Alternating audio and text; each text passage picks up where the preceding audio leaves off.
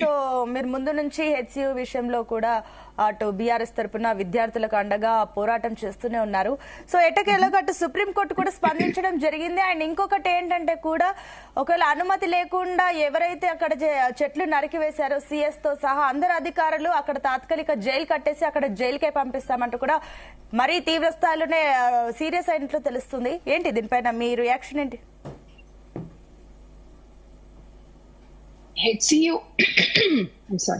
HCU భూములు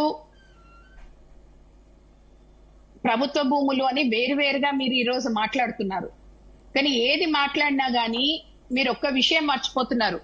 even KBR park అన్నది కూడా అదొక గ్రీన్ బెల్ట్ గా గవర్నమెంట్ ఫారెస్ట్ స్టేషన్ కింద, అది ఫారెస్ట్ ల్యాండ్ కింద వాళ్ళు డిక్లేర్ చేసినారు. అంటే దానికంటే ముందు అది ప్రైవేట్ ల్యాండా ఇదా కాదు. ఒకవేళ కన్జర్వేషన్ అనుకున్నప్పుడు ఫారెస్ట్ ల్యాండ్ అని, అదొక లంగ్ బెల్ట్ ఫర్ హైదరాబాద్ అని అనుకున్నప్పుడు ఎన్విరాన్మెంటలిస్ట్ కానివ్వండి, స్టూడెంట్స్ కానివ్వండి, ఎవరైనా దీని మీద పోరాడుతూనే ఉన్నారు. ఈ హెచ్సియు ల్యాండ్స్ ఇప్పుడు ఏదైతే మీరు కంచిగచ్చిబౌలి ల్యాండ్స్ అంటున్నారో దీనికి ఒక చరిత్ర కూడా ఉంది. మీ అందరికి ఇక్కడ ఉన్న విశ్లేషకులు మీరందరికీ తెలిసి ఉంటది. ముందు 2003లో ఆగస్టు 5వ తారీఖే ఒక కంపెనీ ఐఎంజీ భారత్ అని పెట్టినారు. 9వ తారీఖు అప్పుడున్న ప్రభుత్వం, టీడీపీ ప్రభుత్వం, చంద్రబాబు నాయుడు గారి ఆధ్వర్యంలో వాళ్ళకి ఈ ల్యాండ్ కేటాయించడం జరిగింది. స్పోర్ట్స్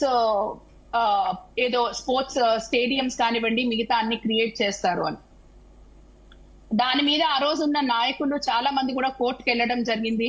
దాంట్లో ఆ రోజు పాల్వాయి గోవర్ధన్ రెడ్డి గారు స్టార్ట్ చేస్తే ఆ తర్వాత కిరణ్ కుమార్ రెడ్డి గారు వీళ్ళందరూ వచ్చినారు. కోర్టు ఆ రోజు ఈ విషయంలో జరుగుతున్న చర్చలు అవన్నీ చూసి ఇది గవర్నమెంట్ ల్యాండ్ అని చెప్పి వాళ్ళు పెడితే, ఆ తర్వాత 2007లో కాంగ్రెస్ ప్రభుత్వం వచ్చినప్పుడు రాజశేఖర రెడ్డి గారి ఆధ్వర్యంలో ఈ ఇచ్చిన లీజ్ ని క్యాన్సిల్ చేశారు. ఏదైతే అలొకేషన్ క్యాన్సిల్ చేశారో ఆ అలొకేషన్ మీద ఇప్పటి వరకు హైకోర్టులో వాదనలు జరిగి మొన్నటికి మొన్న అంటే ఒక 2 నెలల క్రితమే, నెలనే ఇంకా 2 నెలలు కూడా అన్నిక లేదు, నెల క్రితమే దానికి తెలంగాణ హైకోర్టు క్యాన్సిలేషన్ ని అప్హోల్డ్ చేస్తూ ఆర్డర్ ఇచ్చింది. అయితే ఇదంతా బానే ఉంది, ఇక్కడి వరకు బానే ఉంది.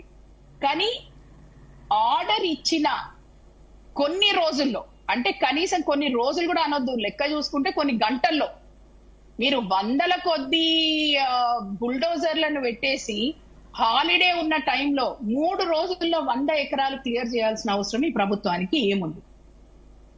ఒకవేళ ప్రభుత్వం భూమి కాదు అని ఎవరు అంటలేరు ఇక్కడ.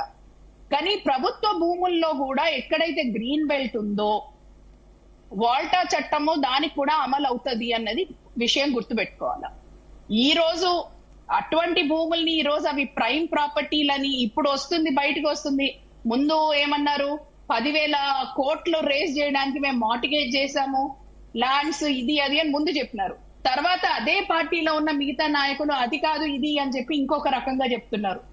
అంటే ఇప్పుడు మీరు చేసేదేంటి? ఎందుకంత హడావిడి, ఎందుకంత తొందర? మీరు కోర్టు ఆర్డర్ ఇచ్చిన కొన్ని గంటల్లో వందల కొలది మీకు బుల్డోజర్లను దింపి 100 ఎకరాలు మీరు 3 రోజుల్లో క్లియర్ చేసిండ్రంటే ఇక్కడ ఏదో ఉంది అన్నది అందరికీ, అంటే రాజకీయంతో అవగాహన లేనోళ్ళకు కూడా, కామన్ ప్రజలకు కూడా ఒక డౌట్ వచ్చేలాగా మీరు క్రియేట్ చేసినారు. ఎందుకు అంత తొందర? వెయిట్ చేయొచ్చు కదా. ఇది ప్రభుత్వ భూమి కాదు అని ఎవరు కొట్లాడతలేరు. కానీ అక్కడ ఉన్న వన్య ప్రాణులు కానివ్వండి, అదే విధంగా అక్కడ ఉన్న చెట్లు, కొన్ని వందల సంవత్సరాల చెట్లు ఉన్నాయి, న్యాచురల్ గా మొలిసినాయి. 50 years 60 years చెట్లు ఉన్నాయి. కొన్ని మీరు గవర్నమెంట్ ప్లాన్ చేసినా గానీ ఫ్రీ హోల్డింగ్ అనేసి దాన్ని కొట్టేయడానికి అయితే లేదు కదా. ఇప్పుడు హెచ్సియు స్టూడెంట్స్ వచ్చి వాళ్ళు పోరాటం చేస్తున్నారు అంటే, నాకు కొంతమంది కాంగ్రెస్ నాయకులు అడిగినారు, హెచ్సియులోకి వెళ్ళట్లేదు కదా, హెచ్సియు ల్యాండ్ పోతలేదు కదా అని. దానికి అడ్జసెంట్ ఉన్న ఈ ల్యాండ్ ఒక గ్రీన్ బెల్ట్ లా ఉన్నప్పుడు without any consent, without any proper remedies taken మీరు ఎలా వెళ్తారు? How will you go in to the land? మీరు ఎట్లా క్లియర్ చేస్తారు? అంటే మీకు ఎందుకంత తొందర ఉంది? అసలు ఏం చేయాలనుకుంటున్నారు? దీని వెనకాల ఏదో పెద్ద కుంభకోణం ఉంది అన్న ఫీలింగ్ మీరే క్రియేట్ చేస్తున్నారు. రైట్. ఎవరేం చేయాల్సిన అవసరం లేదు. ఆ క్రియేషన్ మీరే చేస్తున్నారు. ఈరోజు ఎందుకు అని చెప్పి ఇప్పుడు ఈరోజు బెంచ్, సుప్రీంకోర్టు బెంచ్ లో కూడా అడిగింది, జస్టిస్ గవాయ్ గారు అడిగింది అదే. 3 రోజుల్లో, అది సెలవులున్న రోజుల్లో మీకేం తొందర ఉంది?